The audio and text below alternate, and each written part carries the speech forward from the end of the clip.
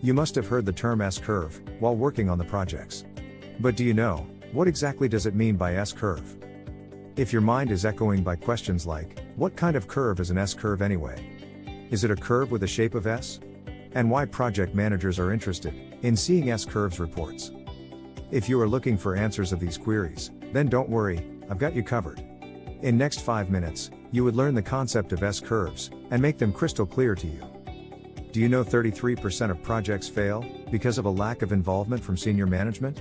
In this video, I would teach you how to use the S-curve for grabbing attention and buy-in of senior management. Also, there is one key catch while using S-curve. That will basically decide how good and reliable your S-curve report is. I will talk about that later in this video. So stay tuned. Technically, an S-curve is a graphical display of cumulative man-hours, cost, progress, and other quantities, plotted against time. It aims to represent the utilization of resources over the proposed time of the project. Please note S-curves can also be referred as S-plots, cumulative distribution charts, velocity diagrams, or performance measurement baseline. Basically, the S-curve is a simple graphical report, which indicate project status and trends, in a quick and intuitive manner. The term S-curve denotes the tendency of the cumulative curve to form a shallow shape, which is flatter at the start, steeper in the middle, and flattening off again towards the end. This is why because, typical for most of the projects, they start slowly, and then ramp up during the main execution phase, and then wind down again towards the project's completion. Although the S-curve drives from the S-like shape of the curve, don't be surprised if your S-curve is not in the perfect shape of an S. The shape of an S-curve depends on the nature of your project. Your S-curve can be front-loaded S-curve or back-loaded S-curve. A front-loaded S-curve, where the curve starts up steeply and then flatten out. More resources assumed to be consumed early in the project.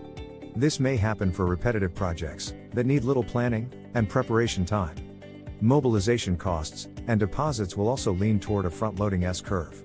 The questions that need to be asked on front-loaded curves are what the basis for this plan is, and whether the resources are available. Back-loaded S-curve are curves that start out with a lower slope and increasingly steep towards the end of the project. They are typically backloaded. In the backloaded curves, most resources assumed to be consumed late in the project. A backloaded S-curve could indicate a large planning or design work in the beginning and a shorter construction time.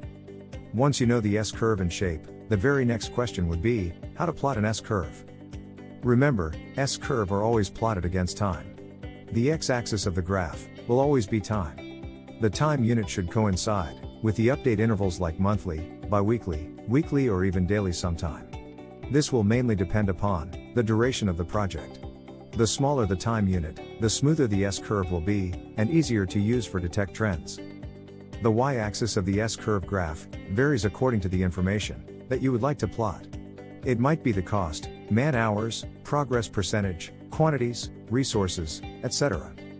Man-hours and cost curves are the two most popular curves in engineering and construction projects. Now, next question is, why project managers are interested in seeing S-curves reports. An S-curve is helpful in monitoring project progress because the real-time cumulative data of cost, man-hour can be compared with projected overall data. Also, this gives clear understanding of remaining cost and man-hours. You can examine the degree of alignment between two graphs, the planned and actual progress.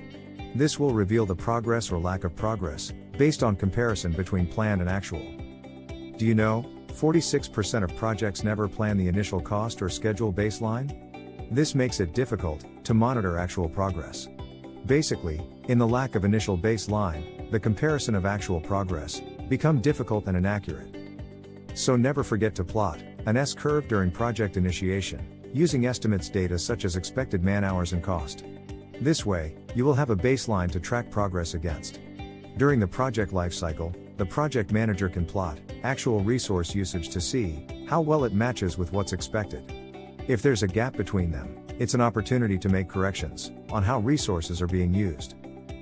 And now you know the concepts of S-curve, and if you apply these concepts in your day-to-day project control activities, it will significantly increase the chances your project's success. The concepts and techniques you learned are applicable to all your projects and used by Fortune 500 firms. If you like this video, then hit the like button and let us know how you feel about us by leaving a comment in the below section. And don't forget to hit the subscribe button and press the bell icon to see our latest videos when they come out. See you later, and bye for now.